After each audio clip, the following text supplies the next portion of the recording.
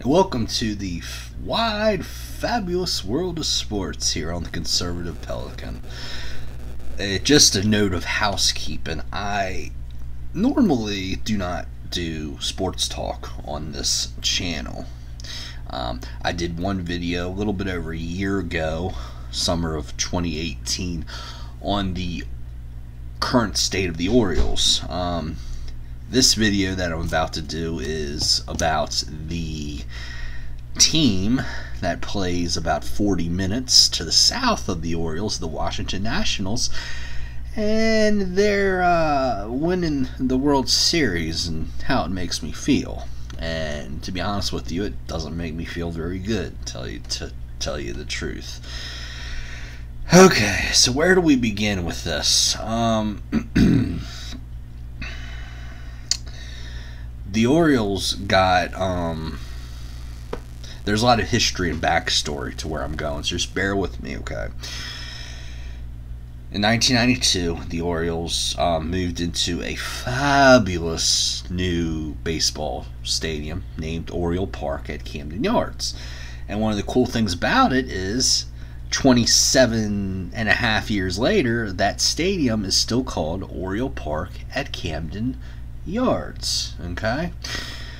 Well, the next year, in August of 1993, Peter Angelos, a prominent attorney in Baltimore, who had huge victories against asbestos, and a few years after buying the Orioles in 93, in the late 90s, he had a lot of success against Philip Morris and these tobacco bailouts.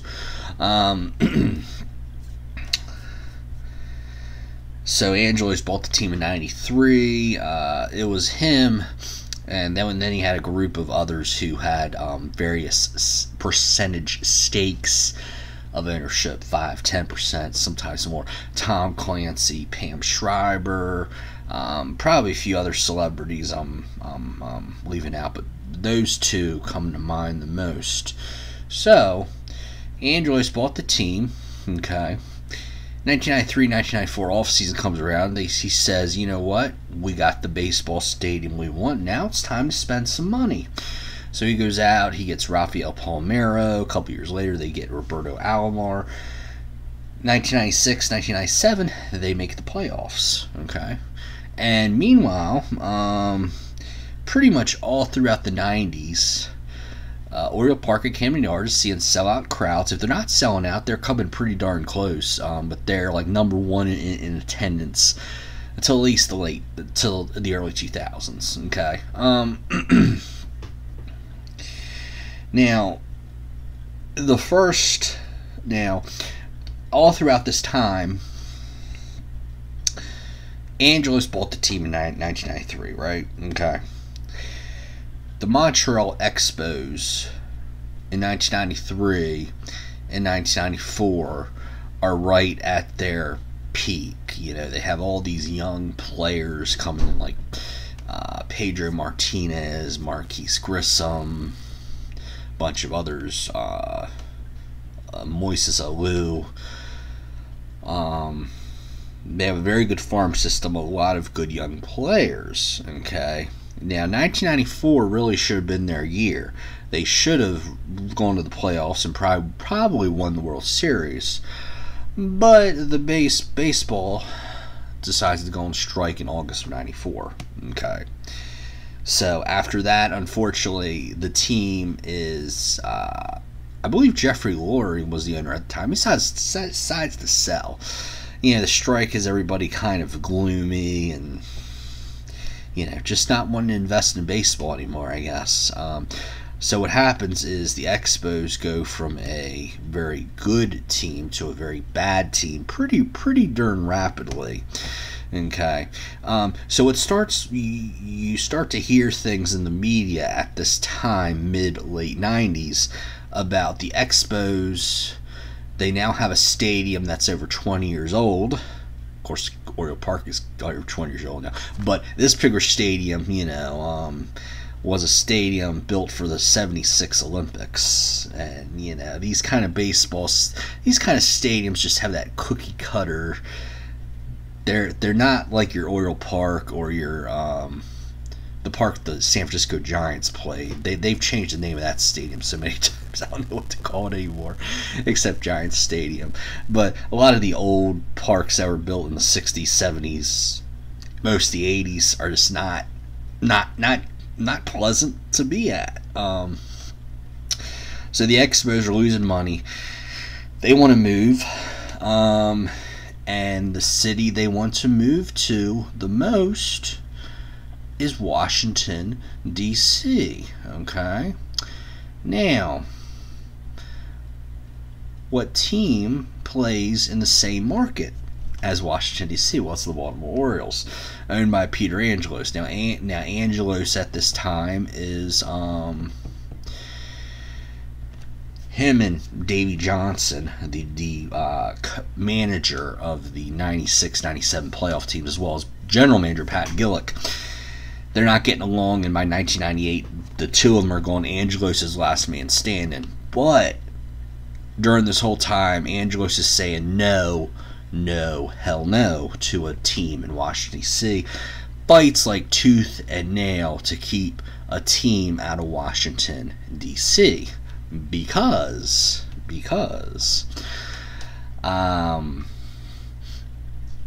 economic study after study after study says that if you put a team in Washington, D.C., you're going to take at least 25 to 30% of ticket sales away from the Orioles. And the thing about it was for many years, okay, remember that Washington, the last Washington team that left was the Senators in '71. So, for now, a period of over 30 years, the Orioles have had this huge market from where you could go to most cable systems, and to the most cable systems and all this, Dish Network or DirecTV. You go to any hotel room or any place that's cable or satellite from central Pennsylvania, from Lancaster, Hershey, Pennsylvania, and you can go all the way down through Maryland, Virginia, West Virginia even, D.C., all the way down through Virginia, all the way down through most of North Carolina, from like Charlotte East, even in the Outer Banks. I went there a couple summers as a kid. Always was able to get the Orioles game on the cable down there. But you had this all the way down even to Wilmington. You could still watch the Orioles on cable.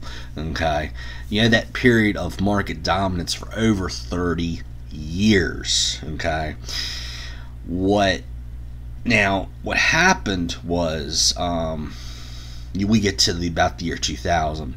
Okay, the Orioles are now on their third straight losing season, and later that year, Mike Mussina leaves the Orioles. One of my probably favorite players to watch as a kid growing up was Mike Mussina. And, well, he sides with the evil empire, the New York Yankees. Okay. And basically, Angelos, lowballed Mike Mussina. Because a couple years earlier, he gave an extension, like a 5-year, $40 million extension to Scott Erickson. And he was trying to get around to get an extension for Mike Mussina, but there's a lot of other things on the plate, like trying to keep Rafael Palmeiro from going to Texas, trying to keep Roberto Alomar from going to Cleveland. It was unsuccessful. And the team was getting a lot older, and again, you now have 3 straight losing seasons. Okay, so the first crack was Mussina leaving. Okay, the next thing, the team starts to lose year after year after year. Okay, and another thing is they signed Albert Bell to like the largest contract in baseball history in 1999. He has like one good year. The next year he plays like 2 or 3 months, then goes on the disabled list with arthritic hip and never plays baseball again. Okay, so you have this kind of you have this stadium now that's now 10 years old. It doesn't have that new stadium smell anymore, but it still looks good.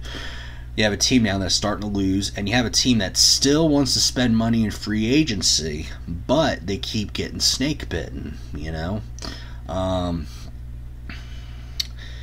So here we are now in 2005. The Orioles have had now, they're on like their 7th or 8th straight losing season, okay? Well, guess what? The Nationals decide, excuse me, no, the Expos, excuse me, and Major League Baseball approves that they're going to move to Washington, D.C. for the 2005 season. They're going to play like the first 3 or 4 years at RFK Stadium, okay, which is an old stadium, was built in like the 1960s. Used to be where the Redskins played. I mean, the Redskins had their glory years at that stadium, and later DC United played in that stadium. So it's a stadium that has really served a lot of good for Washington DC. Now they get this baseball team. They decided to call it the Nationals, okay, which I guess is an okay name, but the thing is, like, Baltimore, we got the Orioles. We have this bird. It's the state bird of Maryland, for crying out loud. You call your team the Nationals, and especially where we're at right now as a country in terms of the politics and everything. Start thinking of the word national, the word like white, white supremacist nationalism, all these other things, But excuse me. Anyway, I don't know what that was. A leaf from a strawberry I had a few minutes before this broadcast. Okay, now what happens is Angelo says, okay, let's negotiate with Major League Baseball here, because the thing that Angelos does not want to happen is basically the Nationals could get all of Virginia, all of DC. They could get a couple counties even in Maryland. They get West Virginia, North Carolina. They could take away all that market area from the Orioles. But Angelos, probably his greatest accomplishment as Orioles owner, and he's made a lot of mistakes, unfortunately, but just says, okay, let's air, because the big issue at the time was revenue, and more specifically was the television revenue. Who's going to get because you have this new baseball team in Washington D.C. You have 162 games. How are you going to be able to broadcast them? And if you broadcast them without consent of the Orioles, all of a sudden you take half of their market area, just like that. So what happened was Major League Baseball and Peter Angelos, and also the owner, Mr. Lerner of Washington, says, okay, we'll create this new sports network called MASN, Mid-Atlantic Sports Network. Okay, basically you'll be able to, where we'll air the Orioles games and the Nationals games. And what happens is, because a lot of baseball games air, especially on the East Coast, they all air, starts like 7 o'clock at night, most nights. When you have a time conflict, you'll put the Orioles on MASN 1 and the Nationals on MASN 2, like an ESPN 1, ESPN 2 kind of thing, okay? And vice versa. Some nights the Nationals will be on MASN 1, some nights the Orioles will be on MASN 2, etc. Okay? So that helps to where now you protect the Orioles market area, but also the Nationals get that whole Orioles market area too. So you can be a Nationals fan in Lancaster, Pennsylvania, and still be able to watch on your local cable system. Or you can be an Orioles fan in Wilson, North Carolina, and still be able to watch games on your local cable system. So what happens now is Nationals come in, attendance, they lose for the first, they don't make the playoffs of 2012, which ironically is when the Orioles made the playoffs for the first time since 1997, was 2012, okay?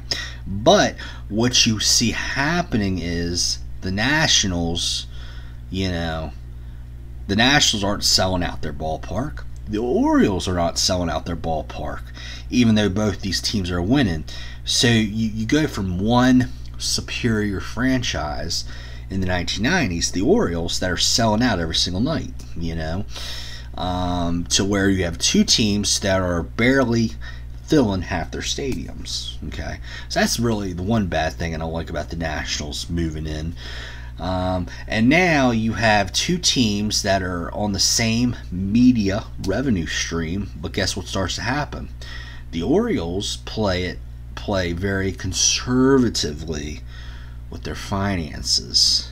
Okay, now they still have a fairly high payroll because they have a lot of good players at this time, obviously. J.J. Hardy, Manny Machado, Matt Wieters, Nick Markakis, Chris Tillman, Miguel Gonzalez, all these Zach Britton, all these good players. But the Washington Nationals say, you know what, we're going to actually spend money here, which is kind of weird because what we Orioles fans were told back in 2005, 2006, 2007 was, okay, look, we know the Orioles are losing now, but it's going to get better. And the reason why we're setting up Masson is so the Orioles have this reliable revenue stream where they can sign big star players to $200, $300 million contracts if they want to. Well, for the Orioles, unfortunately, that never happened. The Nationals, however, that did happen. They signed Jason Worth.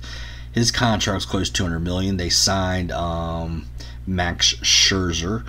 They gave big money, big bucks to Steven Strasburg. Oh yeah, and this past year they signed Patrick Corbin to like a $200 million deal.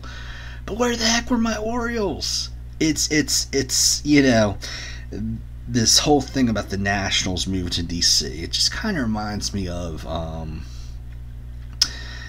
this has probably happened where you live, but growing up with me, there was a mall in Salisbury, Maryland called Salisbury Mall. Okay, had been there for over 20 years, been doing very well. Well, all of a sudden, 3 miles up the road, they build a new mall called Center at Salisbury. And 2 and 3 years later, Salisbury Mall is like empty, it's crazy. But then you have the new mall, it's full, it's vibrant. Well, guess what? You have the Nationals here, the Orioles the past decade have been to the postseason 3 times. The Nationals have been this is like their 5th trip, okay? And of course, last night they win the World Series, and you're just like, oh my gosh, why is this happening? How could a team on the same revenue stream go out and spend millions of dollars on starting pitching, hundreds of millions of dollars starting pitching, and win, right? It's crazy, it's just, and then of course they take Oriole Park and Camden Yards and they take it from a stadium that's full to now barely, this past year the Orioles were lucky to draw 10,000 out of a stadium that holds 45,000. It's just ridiculous, but I just, to be honest with you, I would have felt a lot better, and I mean a lot better, if the Yankees would have won the World Series this year. Because I just cannot stand the Nationals, and I think traditional Orioles fans, a lot of them out there, would feel the same way I do. The Nationals have been in D.C. for 15 years. The Orioles have been in Baltimore for 65 years. Okay, it's just